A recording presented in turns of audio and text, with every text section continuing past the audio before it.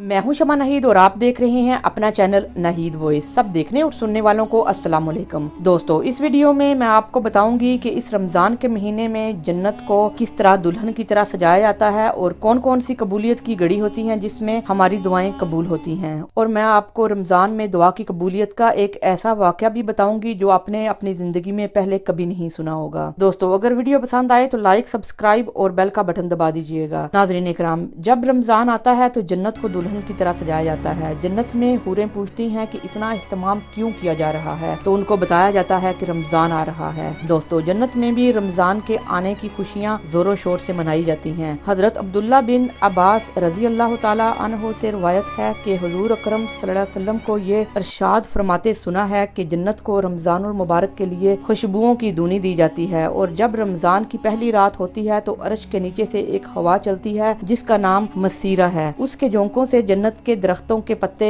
और दरवाजों के हल्के बजने लगते हैं और जन्नत उस हवा की खुशबू से महक जाती है। जन्नत के दरवाजे खोल दिए जाते हैं और जहन्नम के दरवाजे बंद कर दिए जाते हैं। नाज़रीन इकराम, ये महीना इतना अफजल है कि चारों आसमानी किताबें इस महीने में उतरी। सारे सहीफे और छोटी किताबें हजरत इब्राहिम अलैहिस्सलाम पर यकम रमजान को उतरी, हजरत मूसा अलैहिस्सलाम पर तौरात 2 रमजान को उतरी और हजरत दाऊद अलैहिस्सलाम पर जबूर 6 रमजान और हजरत ईसा अलैहिस्सलाम पर अंजील 12 या 18 रमजान को उतरी और अल्लाह के नबी हजूर अकरम सल्लल्लाहु अलैहि वसल्लम पर कुरान पाक इसी महीने में उतरा। दोस्तों, सारा आसमानी इल्म रमजान शरीफ में उतरा। सारे महीनों के नाम अरबों ने रखे लेकिन रमजान का नाम अल्लाह ने खुद रखा। दोस्तों, इस महीने में अल्लाह का अर्श पहले आसमान पर आ जाता है। 24 घंटे दिन रात अल्लाह की तरफ से ऐलान होता है, कोई है मांगने वाला मैं उसको अता करूँ, उसकी दुआ कबूल करूँ। कोई है माफी मांगने वाला और तौबा करने वाला मैं उसकी तौबा कबूल करूँ। नबी अकरम सल्लल्लाहु अलैहि वसल्लम ने फरमाया कि अल्लाह रमजान में अर्श के फरिश्तों से फरमाता है कि मेरी तस्बीह छोड़ दो और रमजान के रोजे रखने वालों की दुआ पर आमीन कहो। नाज़रीन इकराम, अब मैं आपको बताती हूँ कि किस टाइम पर दुआ की कबूलियत की घड़ी है, यानी कि कौन सा कबूलियत का टाइम है। सुनो,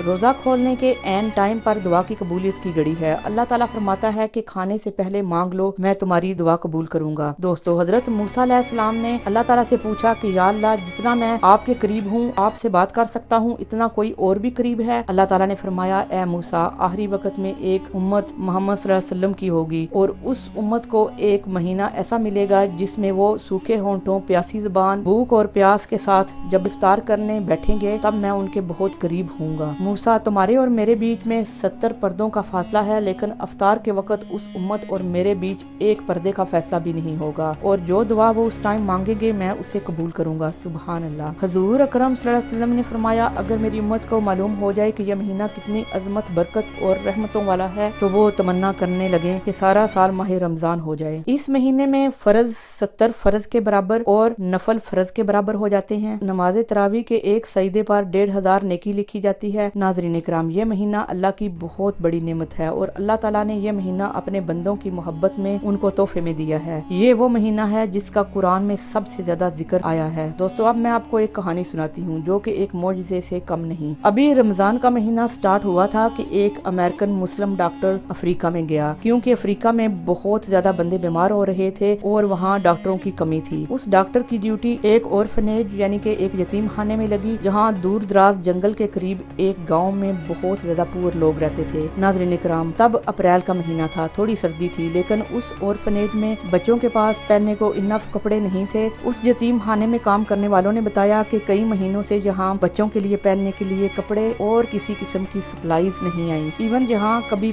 پوسٹ یعنی کہ لیٹر تک نہیں آیا۔ ناظرین کرام، رات کا ٹائم تھا اور موسم کافی سرد تھا، ادھر ہیٹرز بھی نہیں تھے۔ تو دوستو اس رات اس اورفنیج میں ایک کچھ دنوں کا نیو بورن بیبی آیا۔ اس یتیم خانے میں کام کرنے والوں نے بتایا کہ اتنا چھوٹا بچہ پہلے کبھی بھی اس یتیم خانے میں نہیں بھیجا گیا، اس لیے ان کے پاس کوئی اس کے لیے انتظامات بھی نہیں تھے۔ وہاں پر کام کرنے والوں اور ڈاکٹر نے مل کر انگیٹھی میں آگ جلائی تاکہ جس کمرے میں بیبی ہے اس کو گرم رکھا جا سکے۔ ناظرین کرام، اورفنیج کے بچوں میں سے ایک 7 یا 8 سال کی بچی ڈاکٹر کے پاس آئی اور کہنے لگی کہ میں نے اللہ سے دعا کی ہے کہ اللہ ہمیں بیبی کے لیے ایک ریڈ کمبل، ریڈ کپڑے، ایک عدد ریڈ ڈال اور ایک ریڈ فیڈر بھیجے۔ ڈاکٹر نے اس لڑکی کی طرف حیرت سے دیکھا اور دل میں سوچنے لگا جہاں مہینوں سے کوئی لیٹر، کوئی پوسٹ نہیں آئی، وہاں اس طرح کی سپلائیز کیسے آ سکتی ہے۔ ناظرین کرام، آگے سنیے کہ پھر کیا ہوا۔ ابھی اس بات کو 12 گھنٹے ہی گزرے تھے کہ ایک بڑا سا باکس اس یتیم خانے میں آیا۔ ڈاکٹر نے بچوں سے کہا اس باکس کو سب مل کر کھولتے ہیں۔ تو جب انہوں نے باکس کھولا تو اس میں میڈیکل سپلائیز تھیں۔ جب انہوں نے سب میڈیکل سپلائیز باہر نکالی تو ڈاکٹر کیا دیکھتا ہے کہ ان کے ساتھ میڈیکل سپلائیز کے نیچے نیو بورن بیبی کے ریڈ کپڑے، ایک ریڈ بلینکٹ، ایک عدد ریڈ ڈال اور ایک ریڈ فیڈر تھا۔ ڈاکٹر نے یہ سب کچھ دیکھ کر رونا شروع کر دیا کہ اللہ نے اس بچی کی دعا کس طرح قبول کر لی ہے۔ اس بچی نے رات کو دعا کی،